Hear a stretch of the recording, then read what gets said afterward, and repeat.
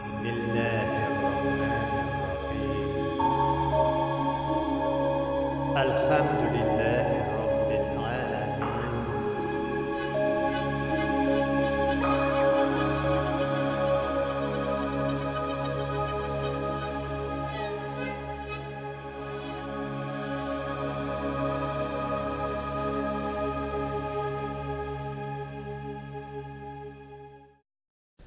أعوذ بالله من الشيطان الرجيم بسم الله الرحمن الرحيم Assalamu alaikum wa rahmatullahi wa barakatuh. Muhtaram Müslüman kardeşler.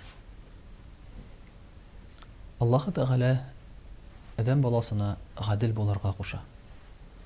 Hem dersinden aytkanda Allah Teala'nın sıfatı da adillik. Hem bu özüne adillikni yazıp koygan. Elbette adillik var mı, yok mu degan temaga bik uzak felsefi сөйләшү алып барырга була. Дөресен генә әйткәндә, гаделлек булса, бу дөньяда без яши дә алмас идек. Чөнки әгәр гаделлекне бөтен җиргә дә таратып карасак, бер сыйырдан бер генә сыйыр туарга тиеш. Бер ырлыктан бер генә ырлык үсәргә тиеш. Бер балыктан бер генә балык туарга тиеш. Бу мөхтәрәм кардәшләр, гаделлек ягыннан карасак. Шуңа күрә дә гаделлекнең бик кирәк сыйфаты, мөхтәрәм кардәшләр, ул үз-үзеңгә карата. Яки сөйләгән сүзләреңгә карата. Мәсәлән, мөхтәрәм кардәшләр, без бит чыннан да бу дөньяда кемнедер иретәбез яки нәрсәгәдер иренәбез. Ләкин иреткәнебез һәм иренгәнебез һәр вакытта да файдалы түгел. Нишләп алай икән? Нишләп соң аның җәмгыятькә яки кешеләргә без теләгәнчә үк нәтиҗәсе, файдасы булмый икән? Пәйгамбәрбез саллаллаһу алейхи ва саллям әйтә: шушы җир йөзендә һәр вакыт гыйлемне гадел кешеләр таратыр ди. Ягъни нинди дә булса гыйлем бар икән. Булсын мөхтәрәм кардәшләр, химия, физика, булсын хәтта биология, алгебра, геометрия, булсын дини гыйлемнәребез, булсын ниндидер фәлсәфи, я булмаса әдәби гыйлем. Ләкин буларны таратыр ди Пәйгамбәрбез саллаллаһу алейхи ва саллям гаделләр генә. Гаделлек нәрсә? Үзеңнең эшеңгә, сөйләгән сүзеңгә карата булган тугрылык. Шуңа ышану һәм шуның белән яшәү. Шуңа күрә мөхтәрәм кардәшләр, хәтта кай вакыт үзенең начарлыгына тугры булган дошманнарны да мин ихтирам итәм. Чөнки аның принциплары бар ул кешенең. Ул начарлыкка карата тугры. Хыянат итми үзенең принципларына. Әгәр бу кешене яхшы итсәң, аннан да яхшы кеше булмас. Умар радиллаһу анһу генә алыйк. Әгәр ул ислам дине кабул итмәгән булса, нинди начар кеше булыр иде? Хәтта ислам динен кабул иткәнче, ул үзенең мөселман хезмәтчесен кыйный, хатын-кызны. Кыйный да туктый. Һәм хезмәтчесенә әйтә: "Син мине туктады дип уйлама ди.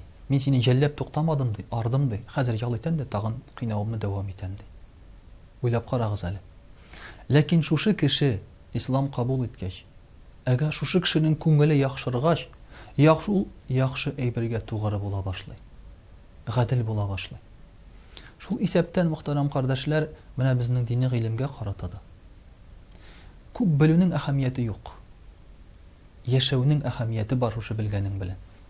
Әгәр дә син намаз укый белеп, шушы гомерең буе намаз укысаң, калдырмыйча, тәһаҗҗүдләрен, нәфилләрен камил рәвештә, ул мөхтәрәм кардәшләр, күп белеп, шушы белгәнне үтәмәүгә караганда яхшырак. Шуннан да бит, кай вакытта без галимнәрне тыңлап торабыз да, бик матур сөйлиләр, сүз дә юк. Ләкин мөхтәрәм кардәшләр, галим булыр өчен матур сөйләү түгел, күп белү түгел, шушы белгәнең белән яшәү кирәк. Шуңа күрә дә зур гына галимнәребез, әйтик мәсәлән, Имам Маликне әнисе укырга җибәргән вакытта ул әйтә: "Башта укытучыңның әхлагын алды, аннан соң гына аннан гыйлем алды." Ягъни әгәр укытучыңның әхлагы юк икән, шушы гыйлеменә туры килә торган сыйфатлары юк икән, аннан укырга файда юк. Әгәр дә инде синең укытучың үзе шушы сөйләгән сүзләренә тугры булып, үзе шуларны куллана икән, бу вакытта монда бу кешедән белем алырга, тәҗрибә алырга, гыйлем алырга була. Әле күптән түгел генә, мөхтәрәм кардәшләр, бер элек чиновник булган, Советлар Союзы чорында эшләгән кеше белән очрашырга туры килде. Чыннан да ул үзенең кешегә файда китергәненә, яки үзенең шушы яхшы эш эшләгәненә ышана һәм шуның белән яши. Шуннан да ул мәсәлән әйтик анда ниндидер урын алып торган вакытта мин ди урламадым ди, кеше малына кермәдем ди, кеше миннән сорап килсә бирә идем ди, менә шулай дип яшәдем ди. Бу кеше мөхтәрәм кардәшләр Аллага ышанганмы, юкмы, монысы икенче мәсьәлә. Ләкин ул үзенең эшенә тугры булган, гадел булган һәм аннан өйрәнгән кешеләр, аның укучылары да ул мөхтәрәм кардәшләр яхшы укучылар. Әгәр дә без мәсәлән кешедән шул ук матур сөйләргә генә өйрәнсәк, ләкин кешедән гамәл кылырга өйрәнмәсәк, тормышта ул гыйлемне кулланырга өйрәнмәсәк, ул гыйлемнән ни файда безгә? Абу Ханифа рахимахуллаһ янына бер кеше килә дә әйтә: "Хәзрәт ди, мин Коръәнне ятлап бетердем" ди. Инде Абу Ханифа рахимахуллаһ сорый: "Син аны аңладыңмы соң?" ди. "Шуның белән яшисеңме?" ди. "Юк, мин аны аңламадым, мин аны яттан гына беләм" ди. Абу Ханифа әйтә рахимахуллаһ: "Алайсаң җир йөзендә бер Коръәнгә артты" ди. Бер китапка артты ди. Бер китапны бастырып чыгарган кебек кенә булды ди.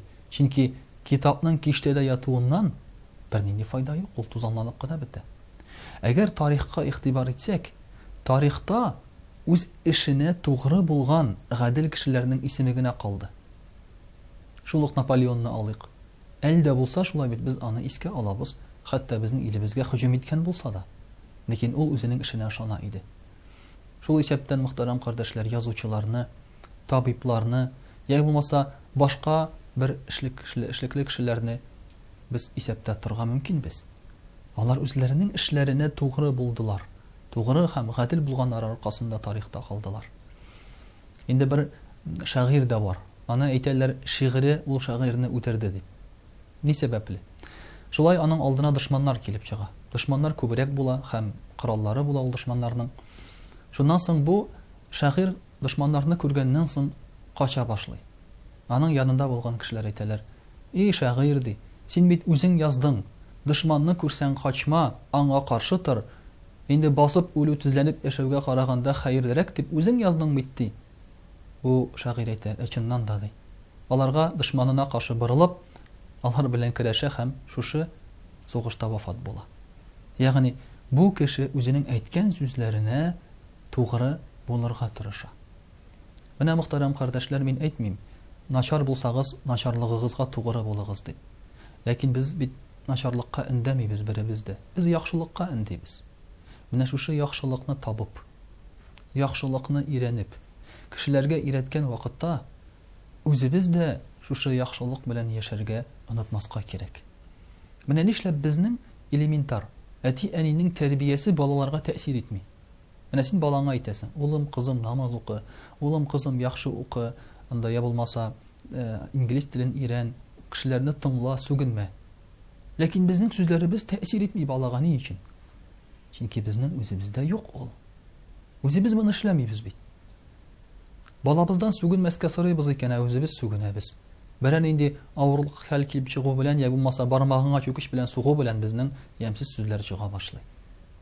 Шуңа күрә хәтта бала тәрбиясендә дә, гаиләдә дә син иң беренче булып үзеңә карата гадел булырга тиешсең, әйткән сүзләреңә карата.